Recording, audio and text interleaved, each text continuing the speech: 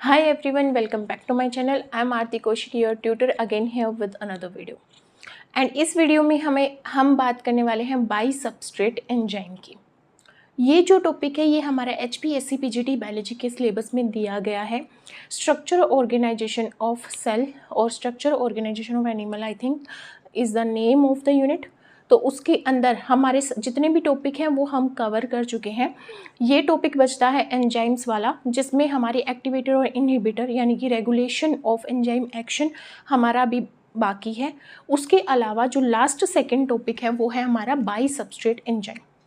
अगर आप ग्रेजुएशन में है या मास्टर्स कर रहे हैं या किसी और PGT बायोलॉजी एग्ज़ाम की प्रिपरेशन कर रहे हैं और आपके सिलेबस में भी बाई सबस्ट्रेट एंजाइम है तो आप ये वीडियो देख सकते हैं।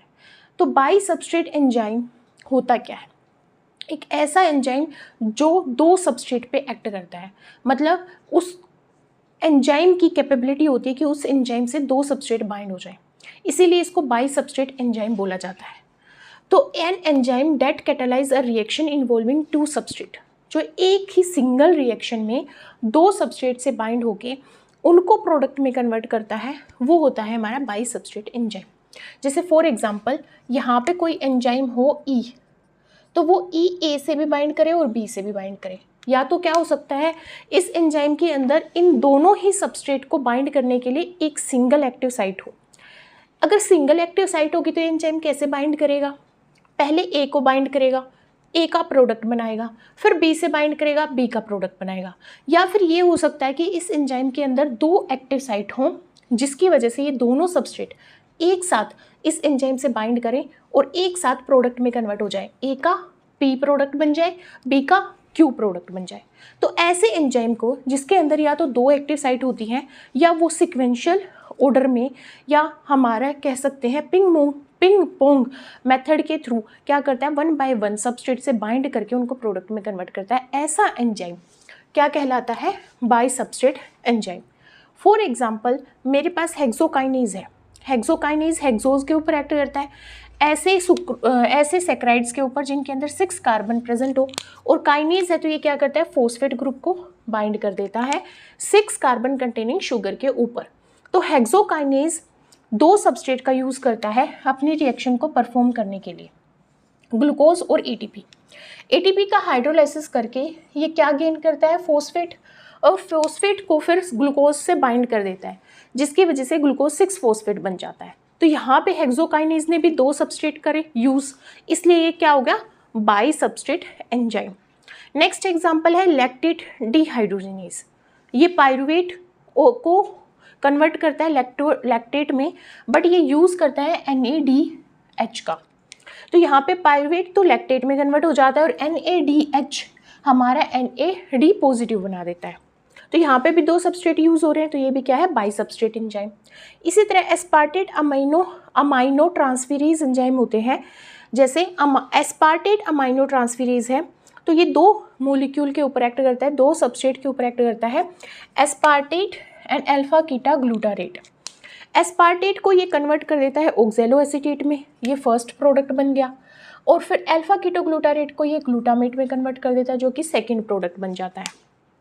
काइमोट्रिप्सिन ये हमारा प्रोटीन सबस्ट्रेट के ऊपर एक्ट करता है, प्रोटीन को पेप्टाइड्स एंड प्रोडक्ट्स में कन्वर्ट कर देता है, मतलब पेप्टाइड्स तोड़ सकता है, दो पेप्टाइड बन गए। तो काइमोट्रिप्सिन भी क्या करता है, हमारा बाई सबस्ट्रेट एंजाइम है। तो hexokinase, lactate dehydrogenase, aspartate amino transferase and chymotrypsin are example of bi substrate enzyme. तो अगर मैं बाई सबस्ट्रेट एंजाइम की एंजाइम रिएक्शन की बात करूं तो it is different from Michaelis Menten equation, क्योंकि माइकल्स मेंटन इक्वेशन जो होती है वो सिंगल सबस्ट्रेट एंजाइम के लिए होती है।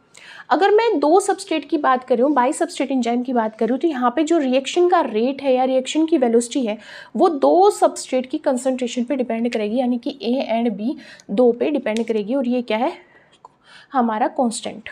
ठीक है, तो A और B हमारा सबस्ट्रेट 1 और सबस्ट्रेट 2 दोनों की कंसंट्रेशन के ऊपर डिपेंड करती है क्या, वेलोसिटी या rate of reaction in by substrate enzyme. अब हमारा जो बाई सबस्ट्रेट एंजाइम है वो दो मैकेनिज्म्स के थ्रू अपने किससे बाइंड होता है, अपने सबस्ट्रेट से बाइंड होता है और उनको प्रोडक्ट में कन्वर्ट करता है। एक मेथड होता है सिक्वेंशियल मेथड, दूसरा होता है ping pong method. Sequential method को भी फर्दर हम क्लासीफाई करते हैं ऑर्डर और रैंडम मेथड में। सिक्वेंशियल मेथड का मतलब है कि सीक्वेंस में बाइंड हो रही है सबस्ट्रेट। मान लो ए सबस्ट्रेट था, बी सबस्ट्रेट था, ई एंजाइम था, तो ई एंजाइम से या तो ए बाइंड हो सकता है या बी। तो एक सीक्वेंस फॉलो कर रहे हैं, पहले ई बाइंड हो रहा है फिर बी बाइंड हो रहा है, तो ये क्या हो जाएगा, ऑर्डर मैनर। पर अगर रेंडमली बाइंड हो रहे हैं, या तो बी बाइंड हो सकता है या ए बाइंड हो सकता है पहले, फिर वो प्रोडक्ट में कन्वर्ट होकर फिर दूसरा बाइंड होगा, तो ये रैंडम बाइंडिंग है। तो सिक्वेंशियल जो हमारा मैकेनिज्म है सबस्ट्रेट का बाइंड करने का मैकेनिज्म किससे, बाई सबस्ट्रेट एंजाइम से, वो दो तरीके का होता है, ऑर्डर और रैंडम। ऑर्डर में देखो क्या होता है, ई मेरे पास क्या है, एंजाइम, ए मेरे पास क्या है, सबस्ट्रेट 1, ये क्या है, सबस्ट्रेट 1। तो एंजाइम ने सबस्ट्रेट 1 से बाइंड करके एंजाइम सबस्ट्रेट कॉम्प्लेक्स बना दिया ई। अब ई एंजाइम सबस्ट्रेट कॉम्प्लेक्स है, इससे मेरा सबस्ट्रेट 2 बाइंड हो गया, यानी कि बी बाइंड हो गया। तो क्या बन गया, enzyme substrate complex, enzyme substrate 1 substrate 2 complex. तो यहाँ पे टर्नरी स्ट्रक्चर बन गया, मतलब टर्नरी स्ट्रक्चर, 3 चीज़ें बाइंड हो रखी है, एक एंजाइम 2 सबस्ट्रेट, टर्नरी स्ट्रक्चर बन गया। अब जो ये हमारा टर्नरी स्ट्रक्चर है वो फर्दर टूटता है प्रोडक्ट में। ए का क्या बन जाता है, पी प्रोडक्ट, बी का क्या बन जाता है, क्यू प्रोडक्ट।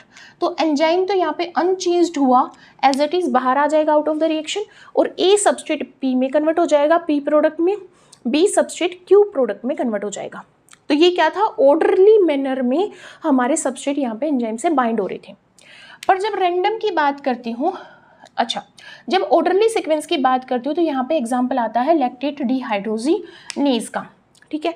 फिर हमें रैंडम बाइंडिंग की बात करती हूँ तो ई के साथ या तो ए बाइंड हो सकता है या फिर ई के साथ बी बाइंड हो सकता है, यानी कि सबस्ट्रेट 1 भी बाइंड हो सकता है, सबस्ट्रेट 2 भी बाइंड हो सकता है, ठीक है। दोनों की कैपेबिलिटी है पहले बाइंड होने की। अगर ए बाइंड हो जाएगा तो ई ए बन जाएगा, अगर बी बाइंड हो जाएगा तो ई बी कॉम्प्लेक्स बन जाएगा। फिर ई ए एंजाइम एंड सबस्ट्रेट 1 किससे बाइंड होगा, सबस्ट्रेट 2 से, टर्नरी कॉम्प्लेक्स बन गया। फिर अगर बी बाइंड हुआ तो एंजाइम सबस्ट्रेट 2 फिर सबस्ट्रेट 1, सबस्ट्रेट 2 सबस्ट्रेट 1, यहाँ पे क्या था, सबस्ट्रेट 1 सबस्ट्रेट 2, और एंजाइम सबस्ट्रेट 1 सबस्ट्रेट 2 कॉम्प्लेक्स बन गया। अब इनके फिर फर्दर प्रोडक्ट बन जाएंगे पी एंड क्यू, जब हमारा एंजाइम सबस्ट्रेट कॉम्प्लेक्स टूटेगा। तो यहाँ पे क्या हो रही है, रैंडम बाइंडिंग हो रही है। तो मैं क्या कह सकती हूँ कि जो सिक्वेंशियल बाइंडिंग है वो कौन कौन सी एंजाइम फॉलो करते हैं, ट्रांसफेरेज एंजाइम, काइनेजेज एंजाइम और लैक्टेट डिहाइड्रोजिनेज एंजाइम हमारी सिक्वेंशियल मैकेनिज्म को फॉलो करते हैं सबस्ट्रेट से बाइंड होने के लिए। बट मैं प्रेफरेंशियली ऑर्डर्ड सीक्वेंस की बात करती हूँ, तो ऑर्डर्ड सीक्वेंस को फॉलो करता है lactate dehydrogenase enzyme. Second method होता है ping pong method. Ping pong method में क्या होता है, एंजाइम पहले एक सबस्ट्रेट से बाइंड होता है, यानी कि फर्स्ट सबस्ट्रेट से, फिर क्या बनेगा, एंजाइम सबस्ट्रेट 1 कॉम्प्लेक्स। अब ये एंजाइम सबस्ट्रेट 1 कॉम्प्लेक्स टूट जाता है एंजाइम में और प्रोडक्ट में। तो कहने का मतलब ये है कि यहाँ पे एंजाइम पहले एक सबस्ट्रेट को प्रोडक्ट में कन्वर्ट करता है, फिर दूसरे सबस्ट्रेट को प्रोडक्ट में कन्वर्ट करता है। फिर ये जो निकला हुआ एंजाइम है ये अगेन हमारे S2 यानी कि सबस्ट्रेट 2 से बाइंड करता है, एंजाइम सबस्ट्रेट 2 कॉम्प्लेक्स बनाता है और enzyme as it is reaction से बाहर आ जाता है और जो सबस्ट्रेट 2 है वो प्रोडक्ट में कन्वर्ट हो जाता है। तो यहाँ पे 1 by 1 बाइंडिंग हो रही है, इसलिए इसको पिंग पोंग मेथड बोला जाता है। अगर मैं ऐसे एग्जाम्पल्स लूँ एंजाइम्स के, बाई सबस्ट्रेट एंजाइम्स के, जो हमारे पिंग पोंग मैकेनिज्म के थ्रू सबस्ट्रेट से बाइंड होते हैं और उसको प्रोडक्ट में कन्वर्ट करते हैं, तो उनका एग्जाम्पल है aspartate amino transferase, oxido reductase और कुछ transferases. Aspartate amino transferase, oxido reductase enzyme and certain transferases follow करते हैं पिंग पोंग मैकेनिज्म को to bind to their substrate. तो ये हमारा कंसेप्ट था बाई सबस्ट्रेट एंजाइम का। आई होप आपको ये कंसेप्ट क्लियर हो गया होगा। अगर आपको ये कंसेप्ट क्लियर हो गया है तो please like to my video, subscribe to my channel and don't forget to comment. मिलते हैं नेक्स्ट वीडियो में जिसमें हम रेगुलेटरी मैकेनिज्म इनहिबिशन के बारे में बात करेंगे, एंजाइम टॉपिक से रिलेटेड, और वो हमारी इस टॉपिक की लास्ट वीडियो लेक्चर रहेगा। तब तो मिलते हैं नेक्स्ट वीडियो लेक्चर में। तब तक के लिए stay tune with me and take care of your parents and your family members and yourself as well.